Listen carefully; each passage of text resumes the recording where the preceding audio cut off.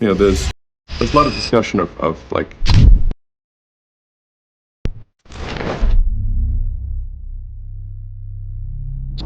Stage one.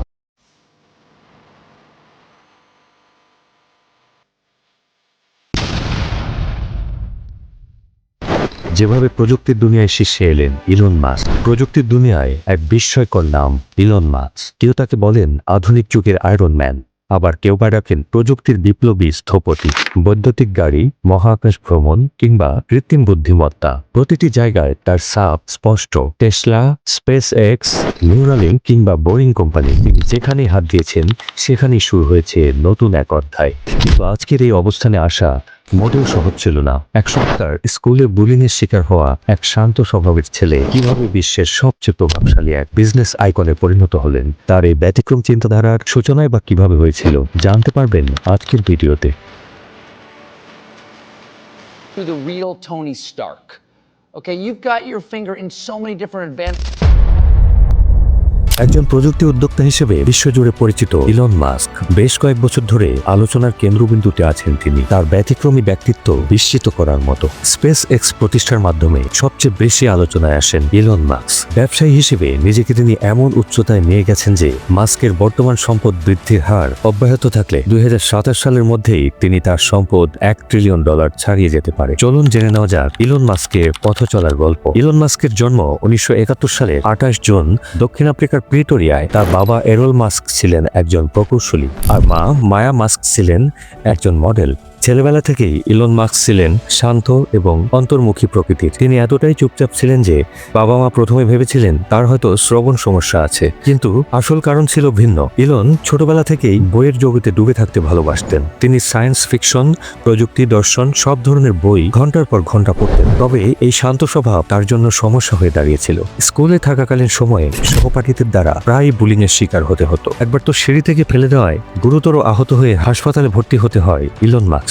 যে মানসিকতা পরে তাকে গড়ে তোলে বিশ্বের সবচেয়ে সফল বিজনেসম্যান হিসেবে। শৈশব থেকেই ইলন মাস্কের প্রযুক্তির প্রতি ঝোঁক তৈরি হয়। মাত্র 10 বছর বয়সে হাতে আসে একটি কম্পিউটার, কমোডর VIC-20। এই কম্পিউটারের ব্যবহার নির্দেশিকা পড়ে পড়ে তিনি নিজেই প্রোগ্রামিং শিখে ফেলেন। মাত্র 12 বছর বয়সে তৈরি করে ফেলেন নিজের প্রথম ভিডিও গেম ব্লাস্টার। সেটি একটি ম্যাগাজিনের কাছে $500 বিক্রি করে দেন।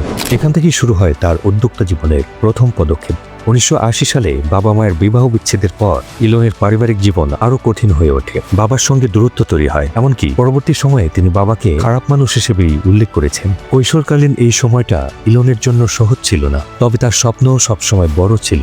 পড়াশোনা শেষ করে দক্ষিণ আফ্রিকা ছেড়ে তিনি প্রথমে কানাডায় পাড়ি জমান। কানাডায় এসে ভর্তি হন কুইন্স ইউনিভার্সিটিতে, কিন্তু সেখানে দীর্ঘদিন থাকা হয়নি। মাস্ক পরবর্তীতে যুক্তরাষ্ট্রে চলে আসেন এবং পেনসিলভেনিয়া বিশ্ববিদ্যালয়ে পড়ালেখা শুরু করেন। পদার্থবিজ্ঞান ও অর্থনীতিতে ডিগ্রি নেন। স্নাতক শেষ করে স্ট্যামফোর্ড বিশ্ববিদ্যালয়ে PhD করতে ভর্তি হলেও মাত্র 2 দিনের মাথায় বিশ্ববিদ্যালয় ছেড়ে দেন, কারণ তিনি তখনই উপলব্ধি করেছিলেন আসল পরিবর্তন আনা যাবে ব্যবসা ও প্রযুক্তি উদ্ভাবনের মধ্য দিয়ে। 1995 সালে শুরু হয় তার উদ্যোক্তা জীবনের মূল অধ্যায়। তার ছোট ভাই কিম্বলের সঙ্গে মিলে তিনি তৈরি করেন একটি সফটওয়্যার কোম্পানি যার নাম Zip2। এটি সংবাদপত্র প্রতিষ্ঠানকে অনলাইন ডিরেক্টরি এবং মানচিত্র সেবা দিত। শুরুতে বিনিয়োগকারী খুঁজতে গিয়ে অসংখ্য প্রত্যাখ্যানের মুখোমুখি হতে হয়েছিল তাকে, কিন্তু অবশেষে Zip2 দাঁড়িয়ে যায়। 1999 সালে কম্প্যাক্ট কোম্পানি $300 মিলিয়ন এটি কিনে নেয়। এই বিক্রি থেকে ইলন পান $22 মিলিয়ন।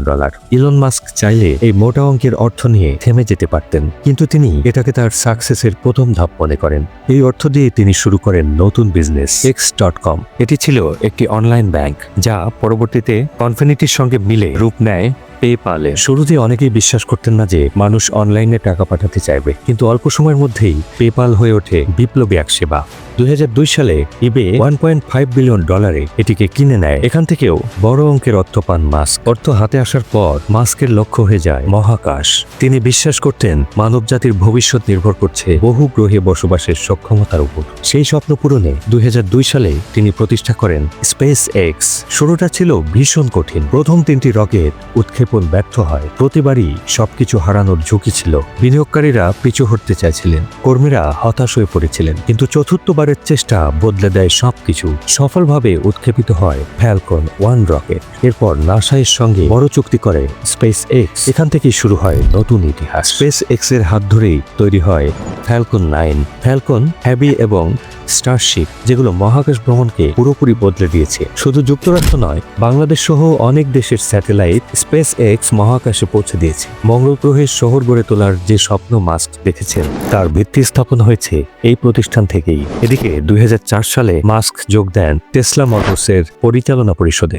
তখনও বৈদ্যুতিক গাড়ির ধারণা অনেকের কাছেই অবাস্তব মনে হতো, কিন্তু মাস্ক ঝুঁকি নিলেন। টেসলার লক্ষ্য ছিল পরিষ্কার শক্তি নির্ভর ভবিষ্যৎ। ধীরে ধীরে model S, model x, model 3 বাজারে এনে টেসলা প্রমাণ করেছে বৈদ্যুতিক গাড়ি ভবিষ্যতের চান। আজ টেসলা বিশ্বের সবচেয়ে মূল্যবান গাড়ি নির্মাতা প্রতিষ্ঠানগুলোর একটি। টেসলা আর স্পেস এক্স ছাড়াও মাস্ক একে একে গড়ে তুলেছেন solar city, Neuralink, the boring company এবং স্টারলিংকের মতো প্রকল্প। প্রতিটি প্রতিষ্ঠানই প্রযুক্তির ভিন্ন ভিন্ন ক্ষেত্রে নতুন সম্ভাবনা তৈরি করেছে। সৌরবিদ্যুৎ, ব্রেন মেশিন ইন্টারফেস, টানেল প্রযুক্তি কিংবা স্যাটেলাইট ইন্টারনেট, সবখানে রয়েছে তার ভিন্ন রকম দৃষ্টিভঙ্গি। তবে সাফল্যের পাশাপাশি সমালোচনাও তাকে সবসময় ঘিরে থাকে। টুইটার ব্যবহার, কর্মীদের সঙ্গে কঠোর আচরণ কিংবা বিতর্কিত মন্তব্য, এসব কারণে তিনি প্রায়ই আলোচনায় আসেন। কিন্তু এসব কিছু সত্ত্বেও প্রযুক্তি দুনিয়ায় তার প্রভাব অস্বীকার করার উপায় নেই। আজ ইলন মাস্ক বিশ্বের অন্যতম ধনী ব্যক্তি, কিন্তু তার পথচলা প্রমাণ করে এ সাফল্য একদিনে আসেনি। শৈশবের বুলিং, ব্যর্থ রকেট উৎক্ষেপণ কিংবা বিনিয়োগকারীদের অবিশ্বাস, সবকিছুকে জয় করতে হয়েছে তাকে। মানব সভ্যতাকে বহু গ্রহে ছড়িয়ে দেওয়ার যে স্বপ্ন তিনি দেখছেন, তা হয়তো এখনো দূরের ব্যাপার। কিন্তু ইলন মাস্ক প্রমাণ করেছেন, সাহস আর নিরলস পরিশ্রম থাকলে অসম্ভবকেও সম্ভব করা যায়।